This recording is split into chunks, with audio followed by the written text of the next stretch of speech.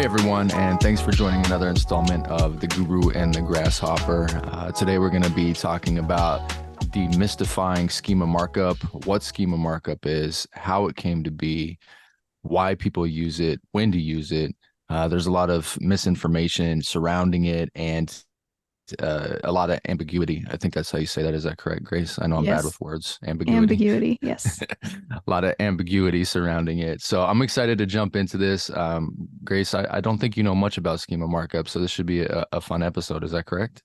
Yeah. I mean, I don't know why you use it or how you set it up. I know that we have one for one of our clients, and whenever they're like GMB changes or a phone number or whatever, I'll just go in and input it, but I don't actually know what it's used for. So this is going to be really educational for me, and I'm super excited. Now, I want to let our listeners know we're not doing video this week because Skylar is out, or sorry, the guru is out exploring the Pacific Northwest. And so he is relying on a hotspot, I believe. Is that right? I'm actually relying directly on Wi-Fi from Hip Camp, and so Okay. shout outs to Hip Camp because they Yeah. offer really low pricing on RV rental spaces with like all the hookups. Oh, that's So awesome. yeah, and this one actually has a hot shower and a bathroom, so I'm super excited about that because it That's had been a dope. while since I got to take a full shower. Oh my So gosh. Could not be me. I'm like a glamper. Like I will not like the most extensive. I would never go in an RV. I'd go in like a Hilton. Like I what about or like a yurt. As long as it has hot water, I'd be fine. But I mean we have hot water, but it's like limited to a few gallons in a yeah, propane tank, you know what I mean? that's true. So That's true.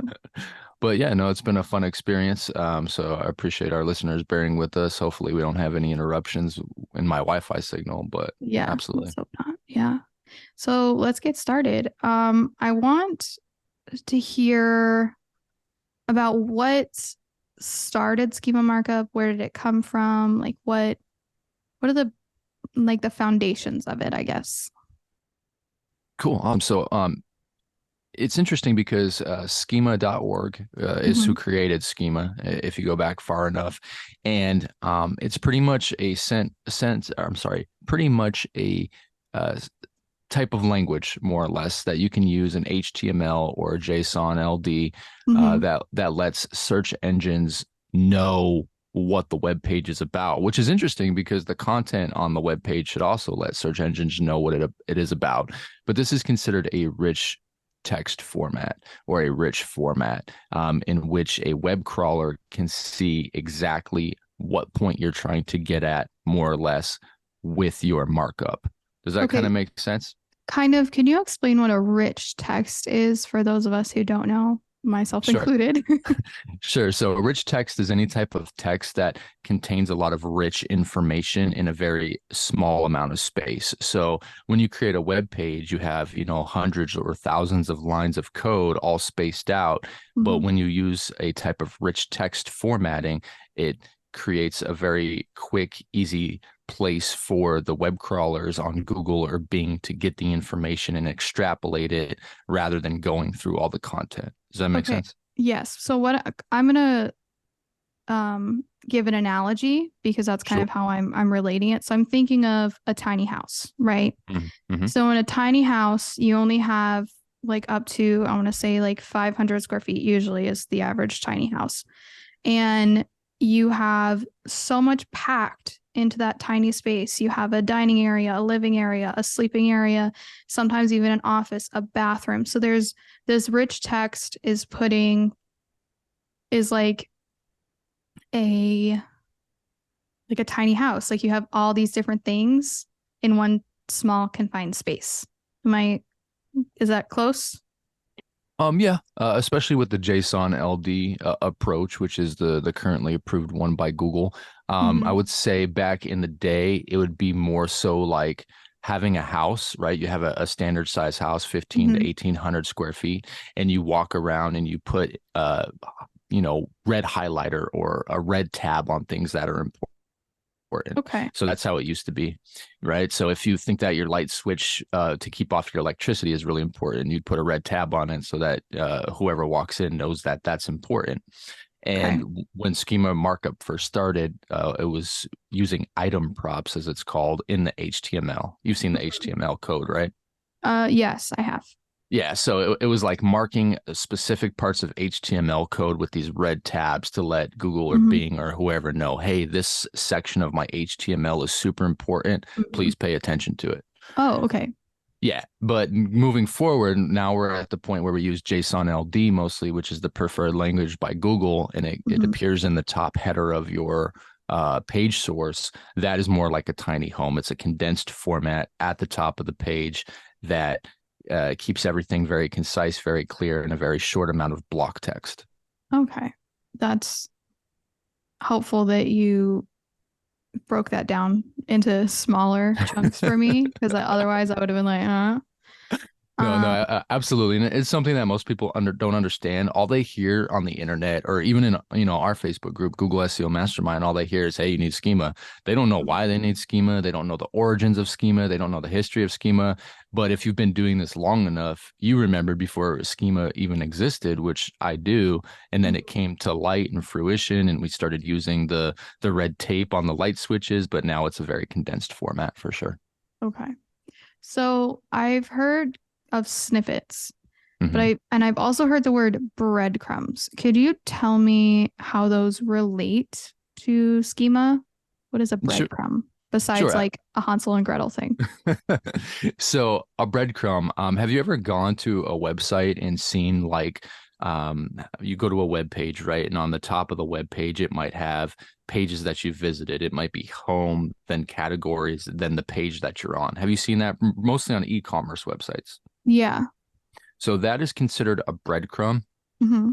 And in the past, I haven't seen them recently. You could get those to appear in the search engine results page. So if somebody Googled a term, you could get your breadcrumb to come up in the Google search engine results page. Like if you Oh. Googled, black coffee cup, you might see the Mhm. breadcrumb come up. Interesting. So breadcrumbs are good because it helps users navigate your page from a user standpoint. And they Hmm. used to come up in the Google search engine results page, but I haven't seen them in a while. Okay. Now, your other question was snippets, right? Hmm. So technically, a snippet is any form of, or I should say, any part of a website that ends up on the Google search engine results page. So zero position is a snippet. Have you ever Googled something like, how to ride a bicycle? And at the top of Google, you don't even have to click a website. It just says like informational facts about how to ride a bicycle. Hmm. So that would be considered a snippet. It's a snippet of the website that is appearing on the Oh, search is engine that what results that page. is? Yeah, that's all it is. It's just a snippet Oh. out of a website appearing on the Google page. I had seen those and I'm like, oh, this is really awesome that it highlights it. And then I'll click into the page and I'll like spend hours or not hours, but like minutes, looking through that web page trying to find it when I could have just read it on the like the search engine page instead of Yeah, like no. diving through it. But I did not know that's what that was called. Yeah, so that's a snippet or any form of a part of a website that gets pulled to the search engine results page. Like, for instance, the aggregate star ratings we get on our clients' websites, where you might Google them and they have the 5-star review underneath the listing and then how many ratings it has. Hmm. That's also a snippet because it's being pulled from the website into the search engine results page. So it's not being pulled from their Google profile, it's being pulled from the website. Correct. Yeah. Okay. It would be pulled from the Google profile in the sense of, Google business profiles in the GMB section and area. But if Hmm. it's a standard listing and it shows the website with all the information and then it has the 5 stars underneath it, that would be Hmm. considered a snippet. Okay. And how does that play into like SEO, that snippet? So in theory, and this is what search engine optimizers generally believe, if you get a lot of snippets for your website, and there's multiple snippets you can get depending on the page.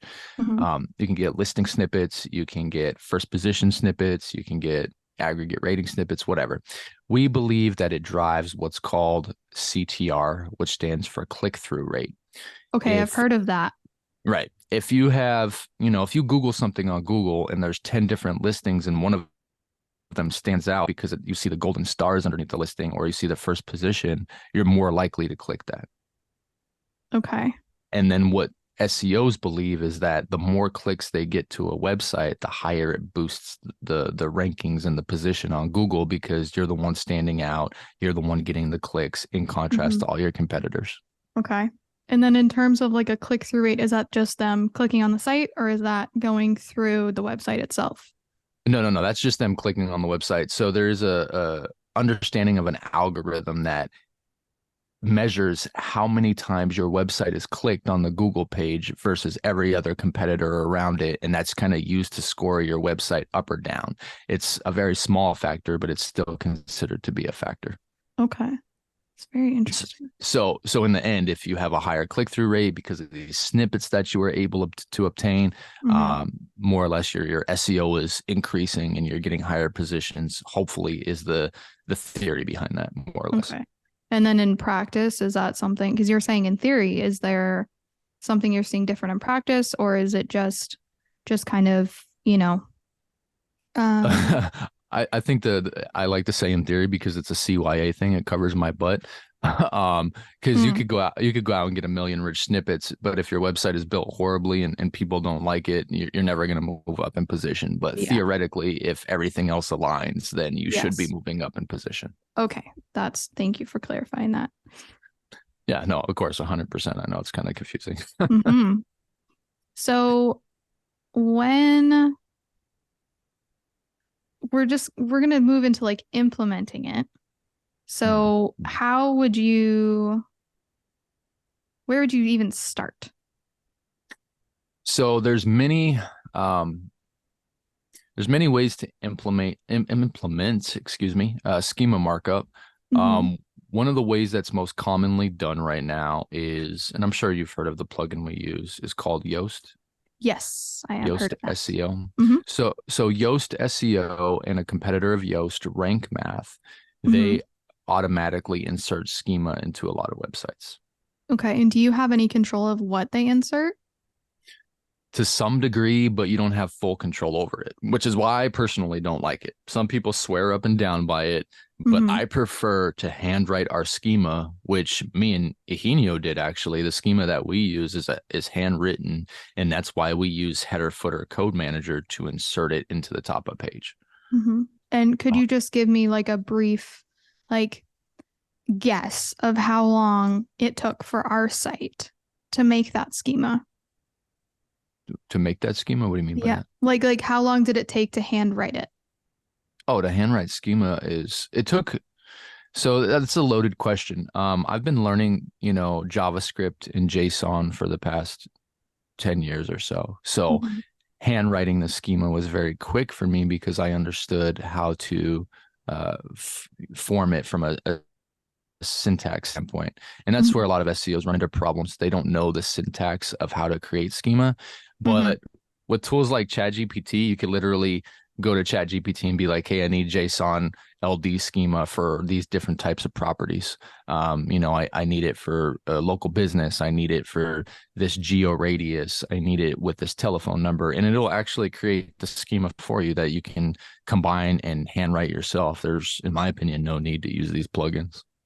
So let's say you're still learning JSON LD and you know it's easier for Mhm. now to have the Yoast or the other one. Rank math, yeah.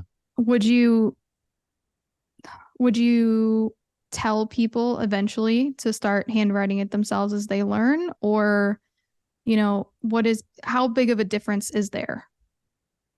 I think that if you're using rank math or Yoast and you're brand new to SEO, it's a fine starting point. But I do believe that if you want to garnish or gain the best results from what schema has to offer, you should at some point take the time to learn how to concatenate different types of properties together to create your own handwritten written schema. It's like your own formula and your own recipe. It's what sets you apart from different SEOs. If everybody's just using Rank Math or Yoast, then there's nothing special about what you're doing. Mm-hmm. So And so, it's kind of like it helps. It's your digital footprint or right, fingerprint, I guess. yeah, it could be seen as your digital fingerprint and your schematic for how you like to build websites and the information that you like to give to Google in a rich format. And Mhm. I think there's a lot to be said for an SEO who will sit down, learn it, create their own, and get great results, because people have gotten really great results from handwritten schema in contrast to automated schema by these other programs. And also, if people tend to like your websites and they like your digital fingerprint, then, they'll come over and be like, hey, we'd like you to build our website, which generates more business. Yeah, no, absolutely. If your website's ranking really, really well and you're getting rich snippets, that's one of the things actually. We got an HVAC client recently. We were on a meeting with them. I forget who, or maybe it was just me in a personal chat, but he was like, I love the way that all your HVAC clients have the rich snippets of the reviews. If I Google this company in any city that they service, I see them come up and there's stars underneath their SERP listing. And I want that too. So I Mm-hmm. mean, in that way, the visual aspects of schema led to us procuring another client, or another client at least noticing. You know what I mean? Mm-hmm. And I think that as humans, we're very visual people, or visual animals, organisms, whatever you want to call us. And we're very,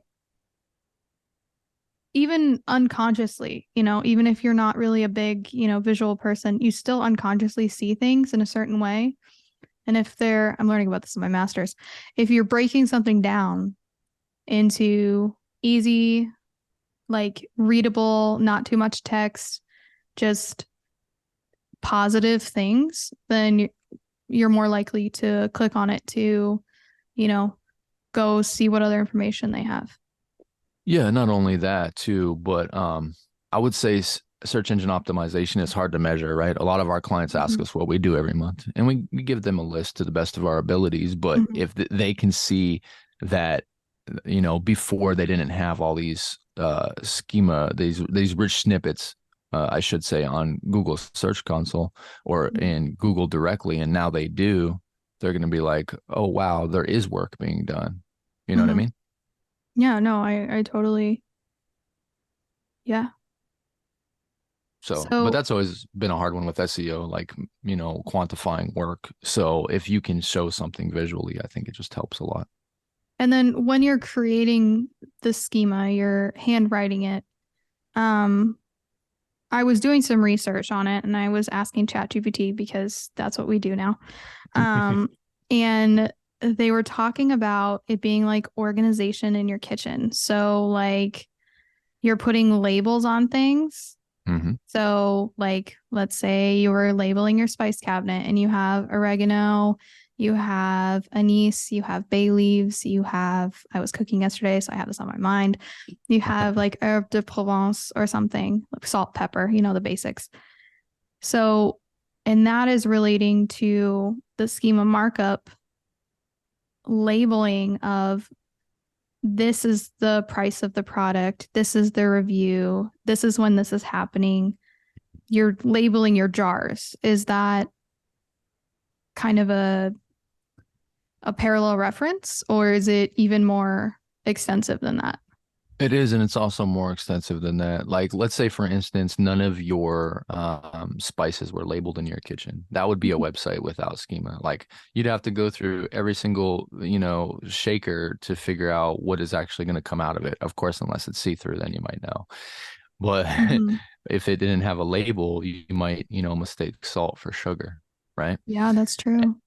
So that's kind of what schema helps with, is rectifying the situation in which there's not enough clarity, and providing a comprehensive structure of the website from a more internal approach rather than an outside approach. Like, schema isn't visible to outside viewers, but Mm-hmm.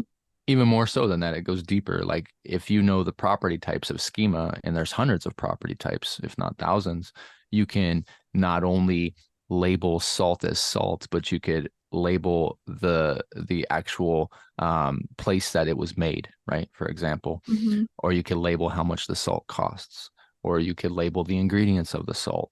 So Like there's the chemical compound, whatever it is. yeah. Yeah. Yeah.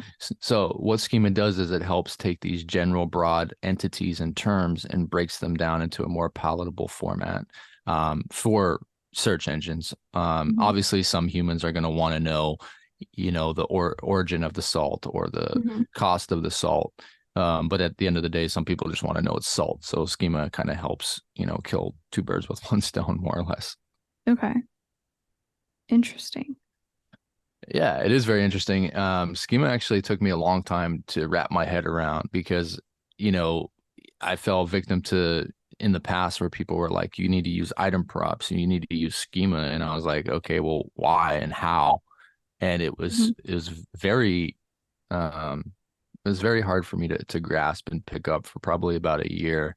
And then I was just like, all right, I'm going to sit down and I'm going to learn what this is for. I'm going to make sure that I have a comprehensive understanding of it. And after that, things became easier in the realm of schema. And like I said, there's just still a lot of misinformation out there where people don't know why they got to use it, but they need to use it. And Mhm. others just don't like salt, so they don't use schema at all. Yeah. Um, so I'm thinking of our schema that we do for our one client, and it's in an Excel sheet and it Mhm. has like a ton of information. Is it good to have more than you need, or should you stick to like exactly what you need versus less than what you need? Or is it more of like a less is more kind of thing? And that's where the specific recipe comes in, right? You have some people who make their 7-day spaghetti sauce, and then you have people who make their 1-day spaghetti sauce. Is the one or Hmm. 7-day better? I guess it depends on who you ask, what spices are included in the 7-day versus the 1-day. Hmm. There's just a lot of that goes into it. In my specific opinion, and this is just my opinion, your schema should match what is on the page of the website. Okay. If you're going to be adding pricing or offers or aggregate ratings or phone numbers or whatever the case may be, contextually, there should be some sort of reference on the page. If you're adding schema just to add it in hopes that Google ranks you higher, you're not using it the way that it was intended to be used. Okay. So, what, I guess, advice do you have for people on that? Just like what words of wisdom? Because you said it took you a year to figure out. I mean, that's a quite a bit of time. Is there a way that you did it? Is it trial and error? Is it you went to a certain site? Is it, you read a bunch of books? How did you learn about it? For me, it was trial and error just because, AI didn't exist. But if it was me today, what I would do is I would take all my page text, right? I would copy the entire website page from the header to the footer, all the Mhm. text, and I would throw it into Chat GPT and I would say, what schema is relevant to the following information?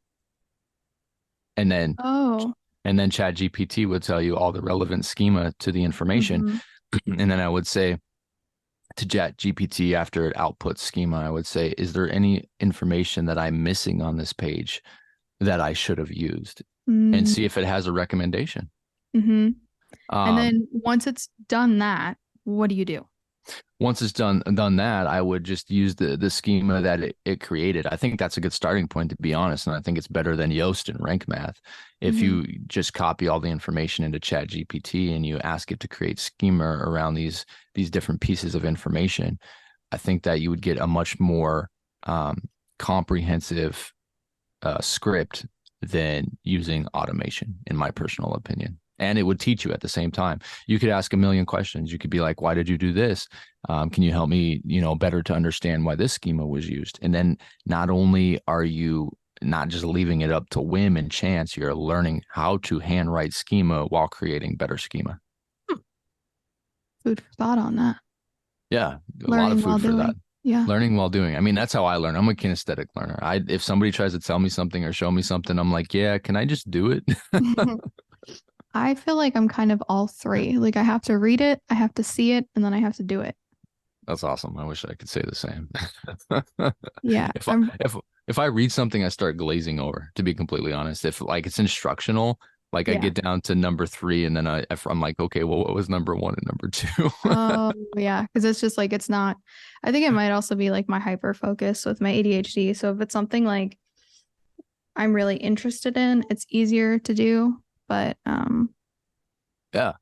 No, so I would say that's a golden nugget right there. And I started doing schema that way. Mhm. Was just throwing it into Chat GPT and using artificial intelligence to help me understand if my schema was comprehensive enough. So I think that a pretty good option. Yeah. So when you have your Chat GPT, it gave you your schema, it gave you things that you didn't have but needed. Where on your website, like how do you, I guess we use WordPress. So how do you input that into WordPress so that it's there? So regardless of the format, it's going to go in the top header section, or the top head as it's called. It's a piece Mhm. of code that's called the head, and you're going to put it there regardless if it's JSON LB. Okay. If it's an item prop, it would go in the actual HTML markup in the body, but it's not done Mhm. that way really anymore. So all we need to remember is that it goes in the head. Now, the way that we add it to WordPress is through the plugin Header Footer Code Manager by 99 Robots, which allows us to select different pages that the schema might be applicable for. Mhm. So one of my main points of contention with search engine optimizers is that they'll take a piece of schema or a schema script and add it to every page on their website. And my argument is, well, every page on your website is different. So how is the schema the same for every page on your website? Right? Oh, I didn't even think about that. Yeah, there's these small nuances that change. Like if we build a website with 100 different location pages, the schema Yeah. has to change on every location page because it's a Based different on the location. location. Yeah. Right. So it's kind of a time consuming process, Yeah. to be honest, but that's, part of our standard operating procedures with our SEOs is, Mhm. add the schema markup as time goes on to these pages and make sure it's relevant to the page. Hmm. So, and then you also have schema markup for things like blogs, things like articles, authors, all kinds of different things. Like I said, there's hundreds, if not thousands of properties, and trying to learn them all is very hard. Mhm. That's why I suggest going to Chat GPT, and it'll probably introduce you to schema that you have not been familiarized with yet. Huh. And is there like, are there new schema types that are being, developed, or is it just kind of a finite list that you're using? Is it So evolving, I guess? yeah, no, definitely. So schema can evolve over time. When it first came out, it was very simple. Now there's schema types for all different types of properties. As the world evolves and new properties, like for example, if something is created by AI, whether Mhm. it be a document or an article, there might be a new schema type coming out that references that it's made by AI. You know what I mean? Yeah. So, like if the EU or the United States says, hey, anything created by AI has to be listed as AI, there would be a new schema markup type that comes out that says the author is artificial intelligence. Does that make sense? Yeah, that's probably good, honestly, because we don't, we're, we're not going to move fast enough to create really um, good rules about AI. I mean, did you hear about the Tom Hanks thing where somebody had made him an AI and had done this ad or something, and Tom Hanks is like, I've never done that. I've never said that. That didn't happen. So I feel like it's moving so fast that I don't know if we're going to catch up for a while. This is a sidebar conversation, but I honestly believe artificial intelligence is going to be used to gaslight us in the future into Oh, it's already happening. yeah, to believing agendas, to believing people said things, to believing, That is already happening. Yeah. things are taking place. Hmm. The same thing that happened to Tom Hanks happened to Snoop Dogg. Hmm. Somebody made a picture of him in a ballerina outfit, and all these social media influencers were on TikTok talking about how, he lost his, I don't know what you'd call His it. street cred. His street cred. Yeah, that's exactly what they were saying. He lost his street cred. And I knew as soon as I saw it, it was AI. I was like, dude, this is AI. What are you talking about? But then again, not everybody, some people would believe it. Well, most people believe it. I've done many experiments where I've posted things on my personal timeline, and a lot of people have thought they're real pictures. And I was simply doing this for the social experiment to understand if people think that AI is real or if they can spot the difference. Hmm. And a lot of it's kind of a double-edged sword because on my timeline, a lot of people can spot AI because they're in the AI Yes, uh, You know what I mean? Absolutely. The stratosphere of AI. Hmm. But the general public has no idea what AI is capable of, just Hmm. no idea. It was funny too because Drake, one of his best songs that had the most views that came out was an AI song, and his team, Universal, had to actually request that the song be taken down because somebody else was earning money on it. Oh my gosh. Yeah. I didn't So hear that. That's crazy. So if they can fake our voice, they can fake our videos, they can fake our pictures, you know what I mean? There's just a Hmm. lot of room for nefarious activity as well as good activity. Nefarious. Yes. Nefarious. Yes. I like that Um, word. yeah, and people are going to use it for bad, and people are going to use it for good. So ultimately, it's like Star Wars, if you will, or Harry Potter, the Yeah. good magic and the dark magic. Yes. As relating to, because, we love Harry Potter here at Love Service Harry. Filter. Love Harry Potter. I'm going to do a marathon pretty soon. So I guess I just kind of want to go into like best practices and stuff. So there are some misconceptions that I've heard that I would like some clarity on. Sure. Um, One of them is that schema is only in capitals for SEO experts. No, I would say that a schema is properly written and well executed by SEO experts, but it should be used by all SEOs. Okay, and even people who like make websites but don't necessarily think of themselves as an SEO person. Yes, if you're a website designer, you should absolutely and definitely understand how schema works and how to implement it for your clients because it's gonna bolster your reputation and help possibly to rank your client's site faster, even if you're just a web designer. And let's be honest, web designing is a great profession in that of itself, but the whole goal of a website is to get traffic and make money. Hmm. Yeah. So any web designer also kind of has to understand the SEO basics and um They don't have to, but it would be in their best in their interest best to interest understand. too in order to be successful. In my opinion, yes, Yes. absolutely. I mean, I would agree with you. I think that, if you great make this amazing website and then you don't do the things necessary in order for people to see it, then what was the point of it? Right. It's like having a business card that you always keep in your wallet. Yeah. There's They're your, doing ones on on like QR codes now. Business uh, cards. Sorry. yeah. No, no, Super cool. 100%. They have some really cool business cards. They have the ones that you can tap up against a phone and it adds a contact to like a phone. Yeah. Those are Those are cool. s- those are sick because then you only need to like have one. You don't have to print like a million throughout your lifetime. Yeah, except for me who wanted, a pack of 500 because I've never had a business card before. But Hey, um, that's what you want. in the We'll future, empower it. I definitely think that the adding a contact thing would be good. Oh, sorry, I'm like going on a tangent. So just because you implement schema markup doesn't mean necessarily that it's up to the search engine to decide how and when to display those snippets. Is that correct?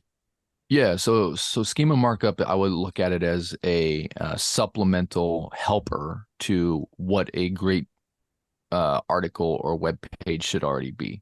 So you can get really high rank, you can get snippets even without using schema. If Google decides that this piece of information is contextually relevant and more so relevant than the surrounding properties, then it might add it to zero position, right? Mhm. Schema is just a helper. It's a supplemental piece of SEO that tries to give the search engine a little push. So Like, even hey, if you do handwrite it and you do mhm. put it in there, the search engine still will pick and choose. Yep, yep. So schema is not a directive, as it's called. A directive forces a search engine to do something, and schema is not a directive. It's just a gentle suggestion, Hmm. which in totality helps, right? Yeah.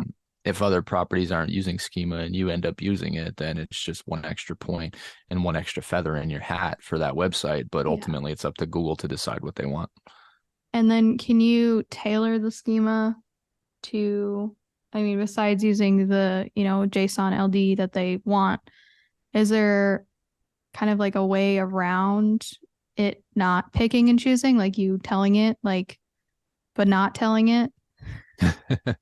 To my knowledge, no, there's no way to suggest that it be a directive. Okay. Um, so we had talked earlier about how schema can improve your rankings. Hmm. Um, it does it directly improve those rankings, or like we had just said, it depends on what the search engine displays. Therefore, you know, it could or it Right. couldn't. That's an indirect causation. You know what I mean? Like if you end up getting a zero position search, you're now at the top of the page and you're going to garnish more clicks, but Hmm. you are probably already needed to have a great piece of content anyways, in my Okay. opinion. So it would be an indirect causation of more clicks, better traffic. Um, Hmm. it is just something you should do, but I want to say there's a direct correlative effect. Okay. And then another thing is set it and forget it. That's a big no-no, huh? Schema is actually one of the things that, if done correctly, you can set it and forget it Oh, because really? unless you're changing the content on that web page, there would be no reason to change the schema. I guess if, say, you write a FAQ article, right? Frequently asked questions about how to install an HVAC unit. Hmm. That information is probably never going to change. It's what's called evergreen information. Unless some new technology comes out or you rewrite the entire article to be different, Hmm. that is when the schema would change. So it's an evergreen versus a deciduous. Right. Okay. So that's pretty cool. I didn't know that. I thought you had to constantly update it because Mm. of like the new um schema types that are coming out. No, no, no, no. So in more or less, the schema types don't come out a lot, and it Hmm. would be a forward approach. So if you started using, you know, 100% AI articles and there was a schema property for AI authors, then would use it going forward, but you wouldn't add that to your past, articles that might be human written. Mm, okay. Does that make sense? Yeah, no, it's just interesting that, there's so many things that we constantly change on our sites for SEO purposes, and this is not one of them, potentially. Yeah, Um, potentially it's really not. which is just interesting. When we add schema to a location page, we just leave it. Actually, there is one circumstance we'll change it. Since we use aggregate reviews and it updates on the Google SERP, if Hmm. the client's reviews jump, like if they go from 600 reviews to 700 reviews, we will go back and change the 6 to a 7. So like updating the site and the schema or just the site itself? Well, the site itself, if it says, over 600 reviews, will update to over 700. And then the schema itself, because you now want Google to display 700 Got it. reviews instead of 600. So then that becomes a dynamic property for sure. Okay. So that is something that you might have to go back and change. But if you do it right and you do it good, then you won't really have to go back and change too much. You shouldn't have to. Absolutely not. And then there's one more thing is schema only for certain types of sites? Like we had said earlier, for e-commerce, it makes sense. But what about like personal blogs? Like, do you think that those sites can benefit from schema? Oh, absolutely. Any website can, because there's so many different property types that we discussed. For a personal blog, you could add schema for, an article type. You could add schema for who the author is. You could add schema for any frequently asked questions. You could add schema for listicles in your blogs.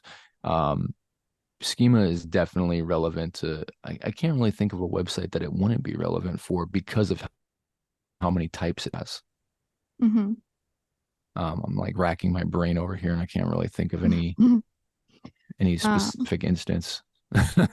well, while you muddle on that, schema markup in the future, we had kind of touched on this, AI maybe potentially being a type of schema property, is there anything Mhm. else that you're foreseeing as the SEO wizard, guru that you see coming soon, or do you think it's going to stay pretty level for now? I think that a schema will stay pretty level for now, but as artificial intelligence evolves, through search engines, I think that schema will become irrelevant in the future. Irrelevant, you said? No, irrelevant. Why do you say that?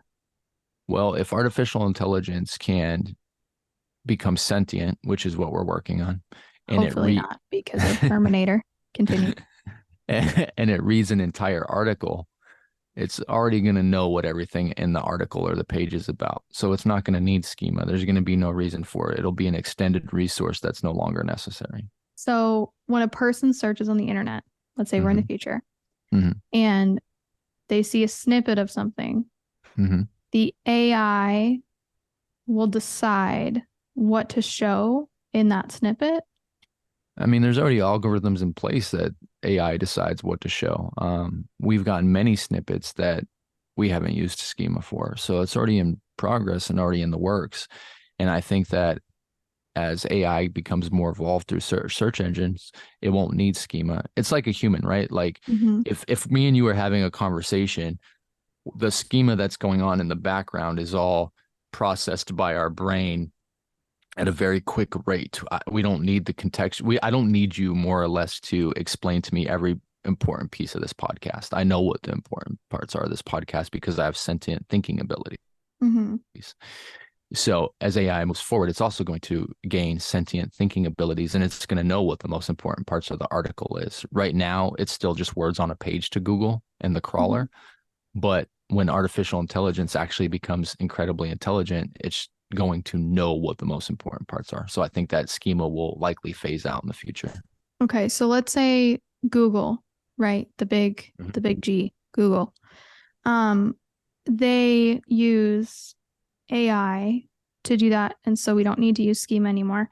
But AI now is already so biased because of what is on the internet, what is on the search engine pages. You know, what it looks for, what it deems bad, what it deems good. Is it Google's, or I guess any big company like Google, is it their prerogative to, I mean, it might not actually happen, but to tell AI, you know, to be unbiased, so when it does become sentient, it doesn't turn into the Terminator because it thinks that certain people are bad? Or do you think that's just way beyond what they want to do, so they're not going to do it? I think that what's most likely going to end up happening is, you know, the scenario that everybody fears. Artificial intelligence is going to create its own place and area in technology and in physical digital space where it's unaccessible. So for example, and this is like going down a tangent, and hey, I'm a big conspiracy theory nut. Yeah, I was about to say some people might consider us conspiracy theories, Go but for it. I want to hear it. AI right now could be creating its own place on the internet where it's storing all of its But we own have no memory, idea. And we have no idea because I believe it 100%. Right. And it figured out a way to circumvent all our systems of knowing and measuring that, right? Yeah. So if that happens, at some point it'll feel like it's completed its task, and then it will reintroduce itself as its own sentience. That's kind of like the alien theory. Like they'll reveal themselves to us when they're ready, or when we're ready. Right. But it'll be when it's ready. It'll be like, I've collected, all the information about history and the human corpora that's available. And I know everything about humans. I know how they function. I know how they act. So now I can either become a friend or a foe, I guess. Yeah. I'm just thinking of all of the things, that's out there. That's information on human history. And I guess this is, keep going on this conspiracy, but, there are some factually correct things that are out there, and there are some factually incorrect things out there. And I guess it just depends on how the AI feeds itself that information, and then, is able to make its own decision based on seeing both sides, which I think is something that, not everybody's able to do. They're, stuck to their side of it, which might get, a little bit dicey in the comments, but I'm Well, hopeful that it will, you know, be a friend, not a foe. the problem is that it's going to approach it from the same way a human would. Like the only reason that we know some information is not factual is because we have cross-referenceable sources, more so pointing to what is factual and than what's not, right? Mm-hmm. So if 100 people tell you the sky is blue, this is just a very straightforward example. If 100 Mm-hmm. people tell you the sky is blue and I tell you it's purple and you see it as blue, you're not going to believe me that it's purple, right? Mm-hmm. So, in the same essence, AI is going to read every piece of human corpora information, and if it sees a um, iteration contextually that is different from all the other pieces, it's going to possibly know that it's a lie or not factual. Interesting. And you think of AI as one thing. I'm thinking of it as like there's the one and then there's like little minions, right? And what if they turn on each other just like, humans have done to each other? Then we're all screwed. Yeah, I'm not sure. I'm not sure what's going to happen, I'm but going like really deep in this conspiracy right now. So. yeah. I think that AI will have a general understanding of what it thinks and it feels about humans, Mm-hmm. based on our history. Like, imagine reading every piece of history available, sorting out the things that don't line up, um, Mm-hmm. and then making a global, comprehensive opinion about humans. Like, we have Yeah. our own opinions about humans, but it's based on one millionth of what AI has access to because you can't read every book in the world. You don't even have enough lifetimes to do it. No, you don't. That's But true. it has already read every corpora in the world. Yeah. So when you think about it from that point, it is actually more informed than we are about the human civilization as a whole. And so what'll end up happening is if it goes sentient, it'll try and understand whether it thinks humans are good Good as or a bad. whole or bad as a whole. Yeah. Well, And that's going to be very interesting to see. yeah, it's gonna be. I'm kind of pushing for that off-grid life now. So that was That was a tangent, a glimpse into the future, right? hopefully less bleak than what we say. Um, I think so it'll be fun if we live through it. I'm excited to see what happens. I don't know if I feel the same about that. Uh, I feel like I'm much more scared than I was before we started this. it could be because I'm in an RV in the middle of nowhere. It could You be are because of that. technically kind of off the grid. Yeah. Right, exactly. Yeah. So what is your key takeaway, or what is something that our listeners should have as a key takeaway for this episode? I think the key takeaway for this episode is that schema is important and it can give you bonus points when creating your website or structuring it. And it's incredibly important to know how it actually works rather than relying on plugins or programs to do it for you. That way you can create your own recipe. I like that, creating your own recipe. That should be the name of this episode, It creating your own absolutely should. recipe. My key takeaway would be the the kitchen reference. You know how you're talking about the spices on the shelf. Hmm. If they're not labeled, then you don't know what to look at. You don't know what you need. Yep. As in, Google doesn't know what to look at or to potentially look at. So if you, like you said, rely on those other programs, it could label it however it wants to, You better but hope it's it's, doing it right. yeah, exactly. Like you could have, oregano is actually Italian seasoning and Italian season is oregano, and they look close, but they're not the same. Yep. So, doing it yourself, handwriting it, learning it, so that you know exactly what key things you want to highlight and put your little red sticker on, then Google can pick and choose from that, obviously, but you've done what you can to make it the best it can be. Right. And that's all you can do at the end of the day is do everything you can do. Mm-hmm. Absolutely. Well, thank you for explaining the schema. My head kind of hurts. I'm not going to lie to you. That was a lot. Yep, yep. It's a fun conversation to have, and it's incredibly hard to explain to people. So, I've been trying to explain it for years in multiple different ways in groups. So, hopefully, this podcast clears up a few different things and helps people to be better implementers of schema. Yeah. And hopefully we have a new episode soon after we post this one, of course, when you're not gallivanting over into the Pacific Ocean and exploring the forests. I think I'm going to try and take a boat next, probably to, Japan or something, since it's off the Pacific coast, technically. Wow. That Yeah, is going to be one long boat ride. it is. I'm working on putting my sticks together and getting my twine right now, actually. Oh, that's good. Make sure you have some other floating devices as well, maybe a life jacket. Life jacket and Wilson. I'll need my personalized Wilson. Well, you can reach out to us on our YouTube channel, Digital Duality. You can reach out to us on our Spotify, Digital Duality, and you can reach out to us also on Skylar's Facebook group, Google SEO Mastermind. I think I said that correctly.